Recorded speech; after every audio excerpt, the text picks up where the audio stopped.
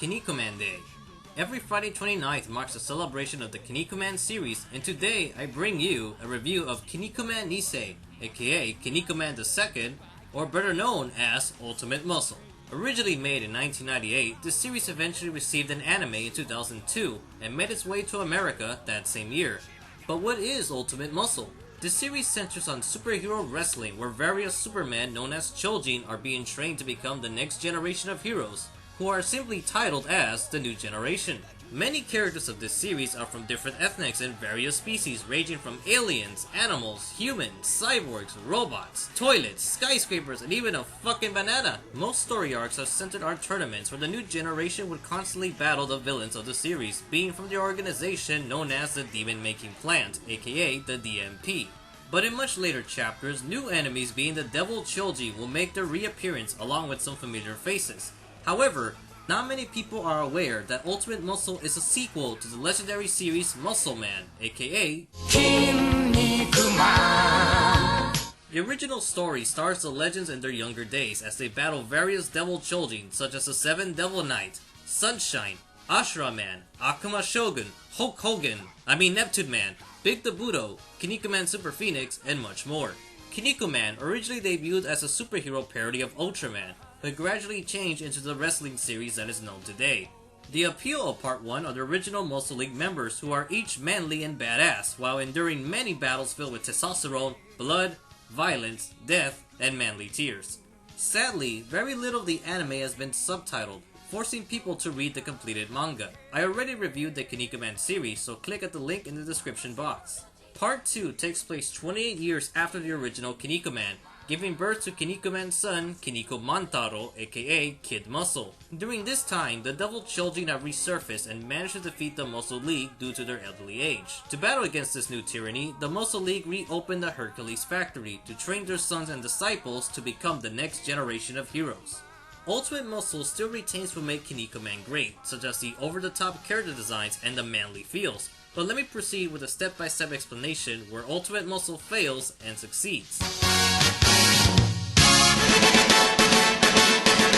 The many key differences that Ultimate Muscle has as a sequel include the addition of perverted humor, more violent content, a feel of nostalgia, improved writing and artwork, excellent character growth, but most shockingly, concluding with an uncomfortable satanic tone. While I assure fans of the original Kinnikuman that Ultimate Muscle story is on par with Part 1, there are some flaws that can't be avoided.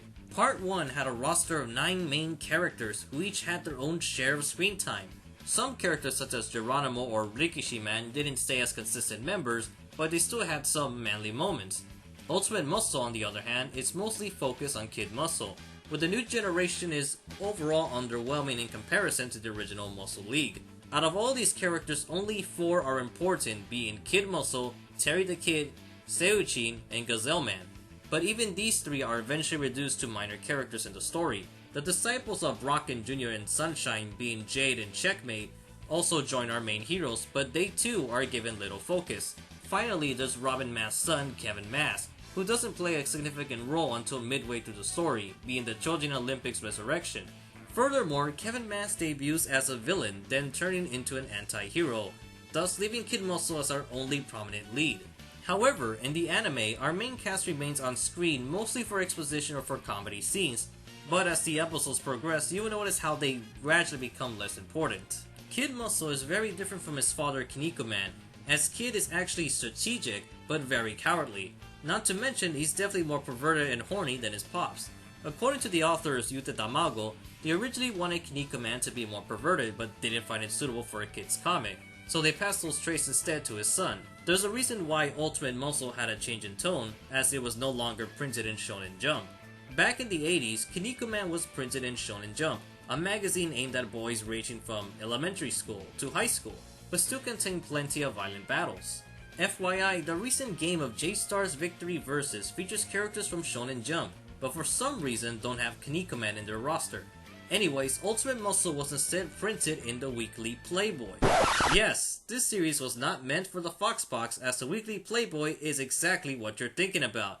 Nude women and manly manga? The perfect combination!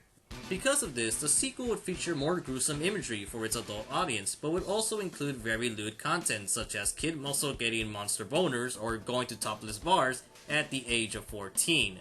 Furthermore, with the original fans of Kinnikuman now being older, this allowed for more mature content, hence the nudity and gruesome violence. The improved artwork and lack of restrictions made Ultimate Muscle capable of displaying torn limbs, shattered bones, or even visible organs. But possibly the most outrageous thing in the manga was Kid Muscle's fight with Wash Ass. Kid basically takes a giant shit on him. Is this manly? The anime version is tamed in comparison to its manga as it omits all of the adult material and heavily reduces the greedy violence, making the series accessible for a younger audience. The greatest highlight of Ultimate Muscle are its nostalgia, as there's constant flashbacks and tributes towards the original series, but also extends to storylines of previous characters. Many heroes and villains are now in their late 40s or older, but this led to some surprising twists that shown well-written story arcs. For example, the characters Sunshine, Brocken Jr., the Ninja, King Kotsuman, Warsman, and even Ashura Man have become three-dimensional characters. They are no longer just a wrestler with a costume or power gimmick, but have become very thought-provoking and somewhat depressing. Brocken Jr. becomes an alcoholic who was jealous of the other popular muscle leaguers and wanted his disciple Jay to be supreme in this new generation. Sunshine longs for the past when the Devil Children were united and fearless, but resents the current villains as being inferior to true evil. The ninja becomes a mentor for Kid Muscle, preparing him to accept death in battle. King Kotsuman was an abusive father, later regretting his actions of turning his son as a tool for revenge. Warsman also becomes a coach, but for Kevin Mask, as an act of respecting his teacher, Robin Mask. And finally, Ashura Man bears the saddest story in the entire series. His internal conflict is one involving his indecision of being either a villain or a hero, but also his role as a father. Ashura Man bears a tragedy that asks the question, can demons truly abandon their evil ways? Additionally, there's a lot of father-son bonding with our characters, giving us the manly feels, but the final arc of the series takes a turn for something diabolical. This arc has not been animated in any form, and is found in volumes 21 through 29. As a tribute to Kinnikuman, this arc combines previous storylines being the Seven Devil Knights, the Golden Mask arc, and even a bit of the Dream Tag and the Scramble for the Throne arc. This is the darkest story of Ultimate Muscle, known as the Demon Seed arc. 7 children are greeted by the devil, who gives them a gem which grants them power. Akuma Shogun wants to resurrect himself, but he needs Meat's body, thus creating a satanic ritual on the corpses of fallen heroes. This is the only arc where character deaths are constantly featured and possibly at its manliest, but also at its darkest, as the final battle takes place on the Devil's Heart. Kinnikuman has never been this dark before, and makes me wonder how the sequels are, but for now, let's conclude. As much as I like this series, it's very hard to recommend it simply because of the lack of availability. For starters, the anime is an alright adaptation, but its biggest flaw is the English dub. While it's certainly a bad habit to constantly criticize 4Kids Entertainment, I have to be honest in saying that the English dub is inadequate. Many problems exist with this loose translation, but a line has to be drawn when characters' ethnics are falsely represented. Robin Mask isn't Scottish, he's supposed to be English. Buffalo Man is a Spaniard, not Russian. Several of the characters suffer the same problems of having goofy voices that don't fit the character, but none are as unsuitable than Meat's voice. Meat is not an adult. He's a kid. How you doing, pal? The name's Meat. It's a long story, so let's not go there. 私はミート。アレキサンドリア・ミートです。Meat is the cute mascot for Kinnikuman, so this device of retaining his youth is the whole purpose of keeping the childish design. Furthermore, the series has its soundtrack changed to some cheap, whimsical tracks, but the changes in script hinder the tragic performances of the show. 試合には負けてしまったが、私はもっと大きなものを得た。ありがとう、ジェイド。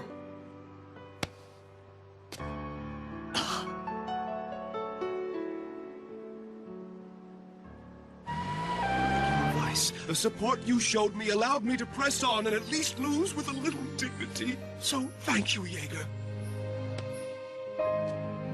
Yeah. Don't worry, Hydrosaur. I'll water your plants until you return. I am not a hater of English dubs at all, but this show needs a redub. Sadly, the anime has not been subtitled, nor has been officially licensed, and I can only pray that Discotek will grab the Japanese version of the series. The manga is somewhat available as a couple of volumes are out of print, and I'm worried that there isn't much of a market for Viz Media to order a reprinting. The series is 29 volumes long, with the anime being 77 episodes in length, covering up to the beginning of volume 21. Ultimate Muscle is one of my favorite series, but due to many circumstances, it is not easily found. Unlike manga you can read online, only a few chapters can be found on websites, which encourages people to buy the volumes to read the story, in which I did. Furthermore, Ultimate Muscle does have a third and fourth installment to the series, but they have not been translated or licensed either. But what's fascinating is that Kinnikuman as a whole is almost as long as JoJo's Bizarre Adventure. For a series with such a long legacy, I can only hope for a new anime to debut, hopefully persuading some anime company to license the anime and its many manga. Kinnikuman and Kinnikuman Nisei are great legendary battle shonen, but due to lack of translations have made it incredibly underrated. I'm the Anime Hero and I review anime so you can enjoy it.